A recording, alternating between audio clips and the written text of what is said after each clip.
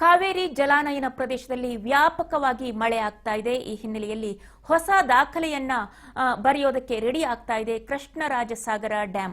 45 ವರ್ಷಗಳ ಬಳಿಕ ಈ ಒಂದು ಡ್ಯಾಂ ಭರ್ತಿ ಆಗ್ತಾ ಇದೆ, ಉಕ್ಕಿ ಹರಿತಾ ಇದೆ ಜೀವನದಿ ಕಾವೇರಿ.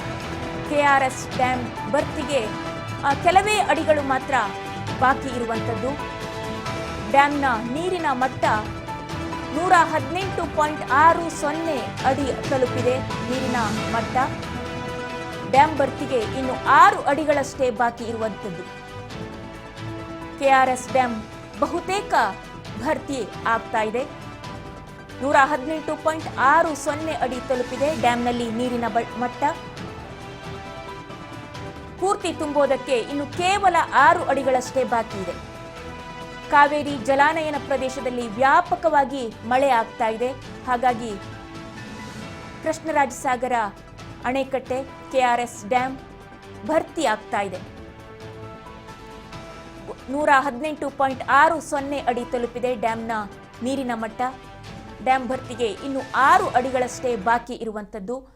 KRS ಡ್ಯಾಂ ನೀರಿನ ಒಳಹರಿವಿನ ಪ್ರಮಾಣ 18,387 ಕ್ಯೂಸೆಕ್ ಇರುವಂತದ್ದು.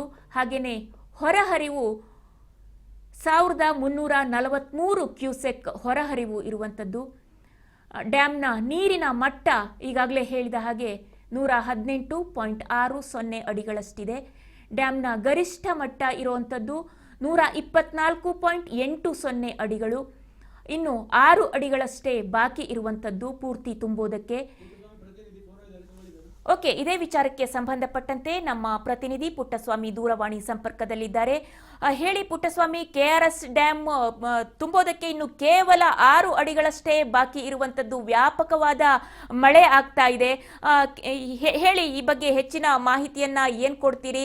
ಮಳೆ ಹೇಗಿದೆ ಅಲ್ಲಿ? ಹಾಗೇನೆ KRS ಜಲಾನಯನ ಪ್ರದೇಶದಲ್ಲಿ ಪರಿಸ್ಥಿತಿ ಹೇಗಿದೆ? ವಿದ್ಯಾ,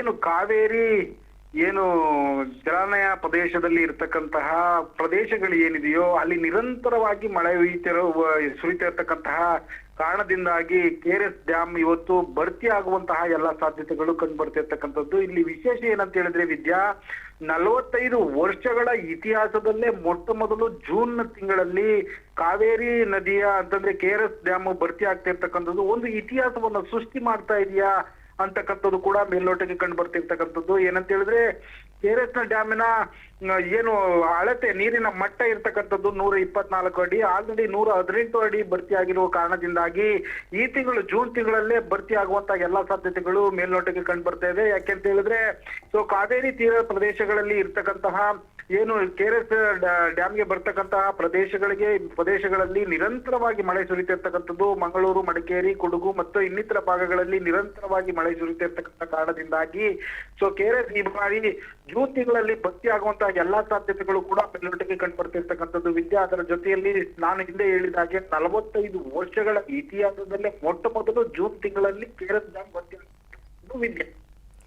ಪುಟ್ಟಸ್ವಾಮಿ, KRS ಜಲಾನಯನ ಡ್ಯಾಂ ಭರ್ತಿ ಆಯ್ತು ಅಂದ್ರೆ ಎಲ್ರಿಗೂ ಕೂಡ ಸಂತೋಷ. ಯಾಕೆಂದ್ರೆ ಎಲ್ರಿಗೂ ಕೂಡ ನೀರನ್ನ ಬಳಸಿಕೊಳ್ಳೋರು ಎಲ್ರಿಗೂ ಕೂಡ ಸಂತೋಷ. ಉಕ್ಕಿ ಹರಿಯುತ್ತೆ, ಕೃಷಿಕರಿಗಾಗಿರಬಹುದು, ಕುಡಿಯೋದಕ್ಕೆ ಬಳಸ್ಕೊಳ್ಳುವಂತಹ ಜನರಿಗಾಗಿರ್ಬಹುದು, ಎಲ್ರಿಗೂ ಕೂಡ.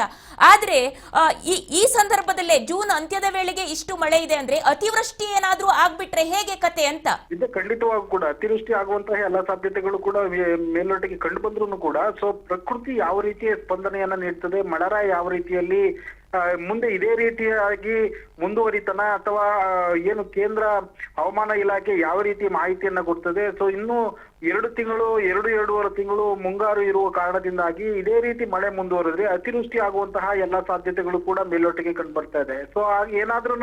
ಮುಂಗಾರು ಏನಾದ್ರೂ ಇನ್ನು 2.5 ತಿಂಗಳಲ್ಲಿ ಒಂದಷ್ಟು ದಿನ ಕೈ ಕೊಟ್ಟಿದ್ದೆ ಆದ್ರೆ ಅತಿವೃಷ್ಟಿ ಆಗುವಂತಹ ಯಾವುದೇ ಸಾಧ್ಯತೆಗಳು ಕಂಡು ಬರೋದಿಲ್ಲ. ಹಾಗಾಗಿ ಈ ಬಾರಿ ಏನು ಜೂನ್ ತಿಂಗಳಲ್ಲೇ ಏನು KRS ಡ್ಯಾಮ್ ಭರ್ತಿ ಆಗ್ತಾ ಇರ್ತಕ್ಕಂತಹದನ್ನ ನೋಡಿದ್ದೆ ಆದ್ರೆ ರೈತರ ಮುಖದಲ್ಲಿ ಮಂದಹಾಸ ಮೂಡಿದೆ ಅಂತಾನೆ ಹೇಳ್ಬೋದು. ವರ್ಷಕ್ಕೆ 2 ಬೆಳೆಯನ್ನ ಬೆಳೀತಿದ್ದಂತಹ ರೈತರಿಗೆ ಈ ಬಾರಿ 3 ಬೆಳೆಯನ್ನ ಬೆಳೆಯುವಂತಹ ಎಲ್ಲಾ ಸಾಧ್ಯತೆಗಳು ಕೂಡ ಮೇಲ್ನೋಟಕ್ಕೆ ಕಂಡು ಬರ್ತಿರ್ತಕ್ಕಂಥದ್ದು ವಿದ್ಯಾ. ಯಾಕೆ ಅಂತ ಹೇಳಿದ್ರೆ ವರ್ಷದಲ್ಲಿ 2 ಬೆಳೆಗೆ ಮಾತ್ರ ನೀರನ್ನ ಕೆಆರ್ಎಸ್ ಡ್ಯಾಮ್ ಇಂದ, ಕಬಿನಿ ಜಲಾಶಯದಿಂದ ಮತ್ತು ಕಾವೇರಿ ಜಲಾಶಯದಿಂದ ಬಿಡಲಾಗ್ತಾ ಇತ್ತು. ಸೊ ಈ ಬಾರಿ ಜೂನ್ ತಿಂಗಳಲ್ಲೇ ಭರ್ತಿ ಆಗ್ತಿರ್ತಕ್ಕಂಥ ಕಾರಣದಿಂದಾಗಿ ಏನಾದ್ರೂ ಮುಂಜಾಗೃತಾ ಕ್ರಮಕ್ಕಾಗಿ ಕಾಲುವೆಗಳಿಗೆ ನೀರನ್ನ ಬಿಟ್ಟಿದ್ದೇ ಆದ್ರೆ ರೈತರ ಮೊಗದಲ್ಲಿ ಮಂದಹಾಸ ಮೂಡತಕ್ಕಂಥ ಎಲ್ಲಾ ಸಾಧ್ಯತೆಗಳು ಕೂಡ ಇದೆ. ಸೊ ಹಾಗಾಗಿ ಬೆಂಗಳೂರಿಗೆ ಕಾವೇರಿ ನದಿಯ ನೀರು ಪ್ರಮುಖವಾಗಿರೋದ್ರಿಂದ ಸೊ ಎಲ್ಲೂ ಕೂಡ ವರ್ಷ ಪೂರ್ತಿಯಾಗಿ ಎಲ್ಲೂ ಕೂಡ ಕಾವೇರಿ ನದಿಯ ತೊಡಕುಗಳು ಉಂಟಾಗುವುದಿಲ್ಲ ಅಂತಕ್ಕಂಥದ್ದು ಕೂಡ ಮೇಲ್ನೋಟಕ್ಕೆ ಕಂಡು ಬರ್ತಿರ್ತಕ್ಕಂಥದ್ದು. ಯಾಕೆ ಅಂತ ಹೇಳಿದ್ರೆ ಜೂನ್ ತಿಂಗಳಲ್ಲೇ ಕೆಆರ್ಎಸ್ ಡ್ಯಾಮ್ ಭರ್ತಿ ಆಗ್ತಿರತಕ್ಕಂಥ ಕಾರಣದಿಂದಾಗಿ ಈ ಎಲ್ಲಾ ಬೆಳವಣಿಗೆಗಳಿಗೂ ಕೂಡ ಒಂದು ಉತ್ಸಾಹ ಮತ್ತು ಎಲ್ಲೋ ಒಂದ್ ಕಡೆ ಒಂದು ರೀತಿಯಲ್ಲಿ ಉತ್ಸವವನ್ನ ಮಾಡುವಂತಹ ರೀತಿಯಲ್ಲಿ ಮೇಲ್ನೋಟಕ್ಕೆ ಕಂಡು ಬರ್ತಾ ಇದೆ. ಯಾಕೆ ಅಂತ ಹೇಳಿದ್ರೆ ಸೊ ಜೂನ್ ತಿಂಗಳಲ್ಲೇ ಈ ಒಂದು ಡ್ಯಾಮ್ ಭರ್ತಿ ಆಗ್ತಿರ್ತಕ್ಕಂಥ ಕಾರಣದಿಂದಾಗಿ ಮೊದಲನೇದಾಗಿ ದೇಶದ ಬೆನ್ನೆಲುಬಾಗಿರ್ತಕ್ಕಂತಹ ರೈತರ ಮುಖದಲ್ಲಿ ಮಂದಹಾಸ ಮೂಡಿದೆ ಅಂತ ಹೇಳಿದ್ರೆ ತಪ್ಪಾಗ್ಲಾರ್ದು ವಿದ್ಯಾ.